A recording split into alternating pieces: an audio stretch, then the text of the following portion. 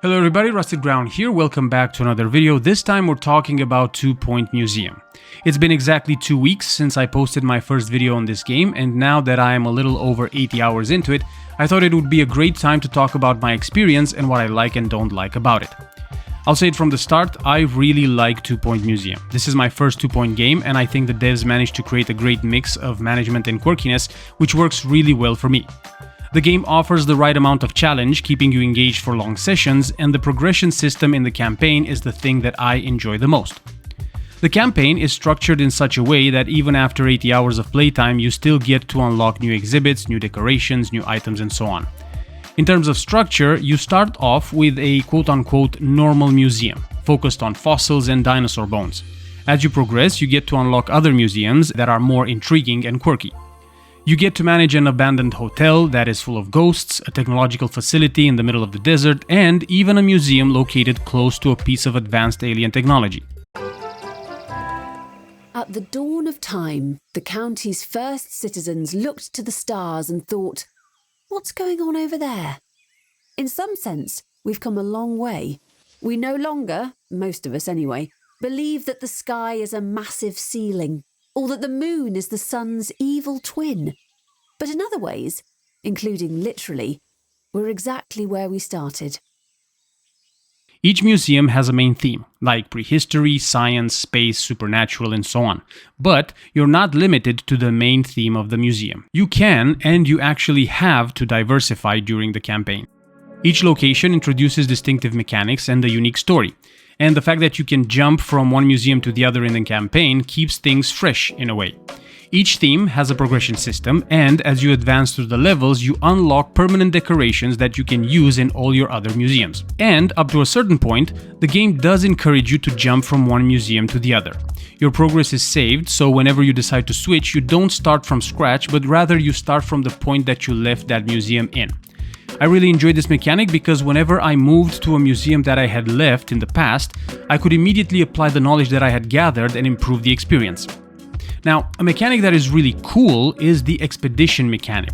This is where you get to send your staff on expeditions to find and bring back various artifacts that you can then display in your museum. You start off by sending experts to find prehistoric artifacts, and as you progress through the campaign, you will even get to explore an unknown part of space. The creativity and the design of the objects that you get to display in your museum is incredible, and the fact that each type of artifact has a unique property makes it even more intriguing to go and get all of the artifacts of the same type. And, on top of that, having items of the same type on display close to each other makes it so you can create tours, or cohesive tours I should say, that will produce extra money for the museum. Usually, guests do prefer if tours contain the exhibits of the same type, so make sure you do that when you play the game. Coming back to the expeditions, for me, they are one of the main things that got me hooked in the game. I really like to discover new points of interest, see what expedition members I need to put together to send to the new location, and then the satisfaction of getting a pristine item is just amazing. And it doesn't stop there. A management game needs to have a good management system, and I think 2 Point Museum has an exceptional management system. It is very detailed, but it also gives you the flexibility to go in as deep as you want. For example, let's say you want to create a cafeteria in your museum. You can choose to create the room and add the necessary items like tables, bins, a cashier, and so on, and then just let it run as is.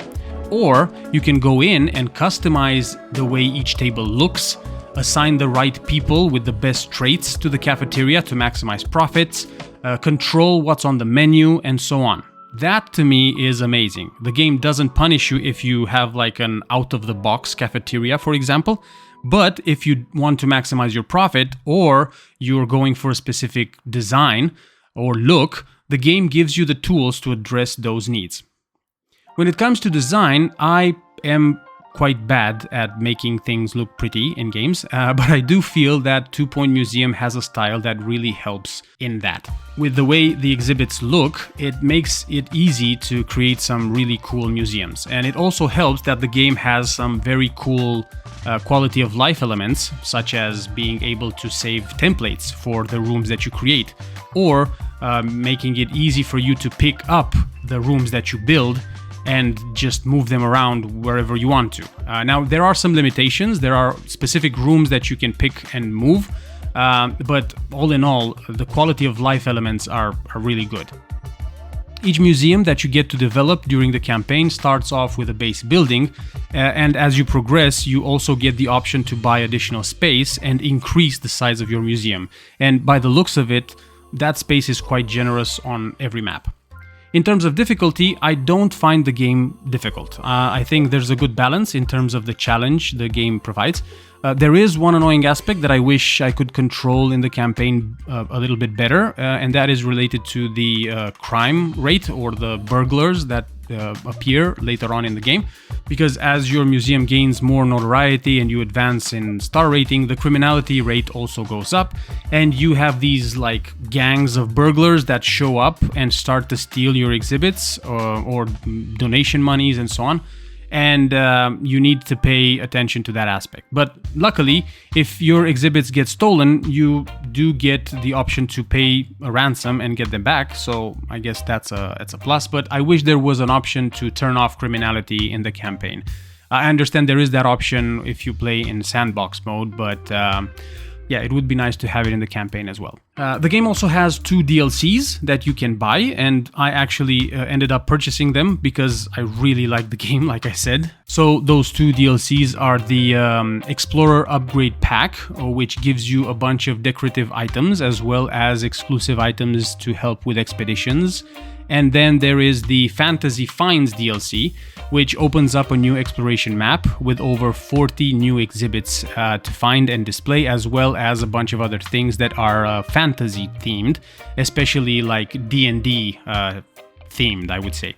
I really like the fact that if you get the base game, they do let you explore the Fantasy Finds DLC by allowing you to go into the first 3 locations on the Fantasy Finds map, as a teaser for you to get the DLC. But yeah, that's it from me with regards to 2 Point Museum. This is a game that I would highly recommend if you are into management games. I am officially a fan of 2 Point Studios. I think they did a great job with this game, and I will be very much looking forward to their next title, whenever that comes out. For me, playing this for 80 hours and still having things to discover and not getting bored makes me feel like I got my money's worth. If you want to get the game yourselves, it is currently on Steam for 30 euros. And the 2 DLCs that are available will cost you an additional 20 euro if you go for both of them. On Steam, the game currently sits at an overwhelmingly positive rating, and by the looks of it, the devs might still be cooking more content, but that remains to be seen. Anyway, thank you very much for sticking around until the end. I hope you enjoyed the video. If you did, make sure to give this a thumbs up. If you want to see more videos from me, click one of those cards on the screen. Subscribe if you feel like it. Have a wonderful day, and I will see you in the next one. Bye-bye.